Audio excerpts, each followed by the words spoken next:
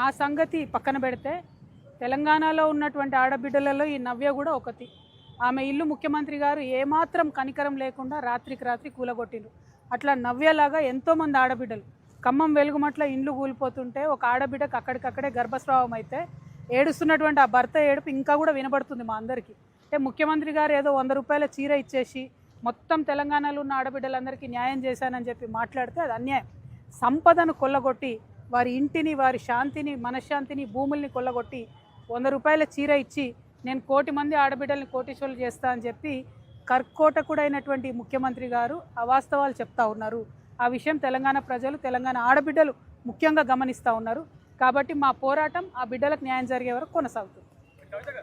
ముఖ్యమంత్రి రేవంత్ రెడ్డి మాట్లాడుతూ 70% వరకు ఆల్రెడీ వడ్లను కొనేసినాము, రైతులకు ఎలాంటి ఇబ్బంది లేదు, కేవలం 30% వరకు ఉన్నాయని చెప్పి చెప్తా ఉన్నారు. బట్ ఇంకా కూడా కళ్ళాల్లో వడ్లలాగే ఉన్నాయి, కాంటాలైనటువంటి బస్తాలు అక్కడే ఉన్నాయి. ఈవెన్ రైతులు ఆత్మహత్య చేసుకున్నటువంటి పరిస్థితి కనిపిస్తాం. ముఖ్యమంత్రి గారు విమానం ఎక్కి ఢిల్లీకి వెళ్తారు కదా, కింద కళ్ళాల్లో ఉన్న రైతులు కనబడరు కదా ఆయనకు. కాబట్టి ఆయన మొత్తం క్లియర్ అయిపోయినాయి, కళ్ళాలలో ఎవరు లేరు, వడ్లు లేవు అనుకుంటున్నారు.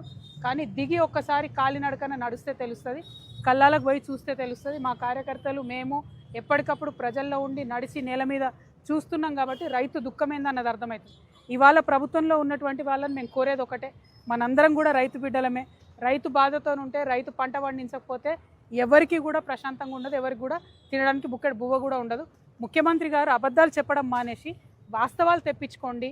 మీరు ఎందుకు కొంటలేరు? కొనకపోతే వచ్చే వడగండ్ల వాననో ఏదన్నా వెదర్ మారితే వచ్చేటటువంటి పరిస్థితుల్లో రైతులు ఎంత ఆగమవుతారు? అందుకే మొన్న సెక్రటేరియట్ ముంగట వడ్లు పోసి ధర్నా చేయాల్సిన పరిస్థితి వచ్చింది. ఏ జిల్లాలో చూసినా దుఃఖమే ఉన్నది, ఏ జిల్లాలో చూసినా రైతులు సంతోషంగా లేరు. కాబట్టి ముఖ్యమంత్రి గారు వాస్తవాల్ని తెలుసుకోవాలి, అబద్ధాలు చెప్పవాలి.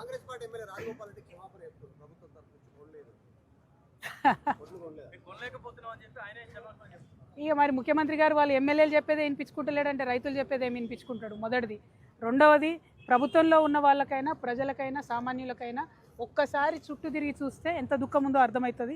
రైతులు ఎంత బాధపడుతున్నారో తెలుస్తుంది. రైతుల వడ్లు కొనకపోతే ఇంకా 10 రోజులు ఉంది, చాలా ఇబ్బంది అయ్యేటట్టుంది. వెదర్ ఫోర్కాస్ట్ కూడా భయంకరంగా వస్తుంది, ఏ నిమిషానికి వాన పడుతుందో ఏమవుతుందో తెలియదు అనేటటువంటి వస్తుంది. కాబట్టి గవర్నమెంట్ సీరియస్గా తీసుకొని కొనాలని మేము డిమాండ్ చేస్తూ ఉన్నాం.